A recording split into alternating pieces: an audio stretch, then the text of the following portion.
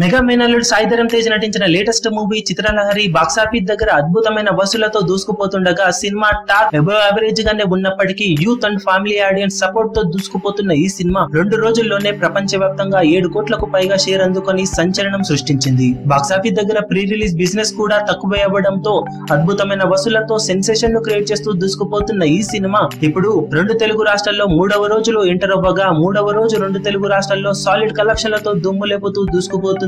ఈ cinema almost 2వ రోజు లెవెల్లోనే బాక్సాఫీస్ దగ్గర ఓపెన్ అవ్వగా డ్రాప్స్ కేవలం 5% నుండి 10% వరకు మాత్రమే తొలి 2 షోలకు కనబడ్డాయి. ఇక ఈవినింగ్ అండ్ నైట్ షోల అడ్వాన్స్ బుకింగ్ కూడా దుమ్ము లేపుతూ సాగిపోతుండటంతో 3వ రోజు బాక్సాఫీస్ దగ్గర ఈ సినిమా 2 తెలుగు రాష్ట్రాల్లో మరోసారి మినిమం 2 కోట్లకు పైగా షేర్ అందుకోవడం ఖాయమని ట్రేడ్ వర్గాలు అంచనా వేస్తున్నాయి. ఈవినింగ్ అండ్ నైట్ షోలలో ఐపీఎల్ ఎఫెక్ట్లు పడకుండా ఆఫ్లైన్ టికెట్ సేల్స్ అనుకున్న రేంజ్ లో ఉంటే ఈ లెక్క మరింతగా పెరిగే అవకాశం ఎంతైనా ఉందని చెప్పవచ్చు.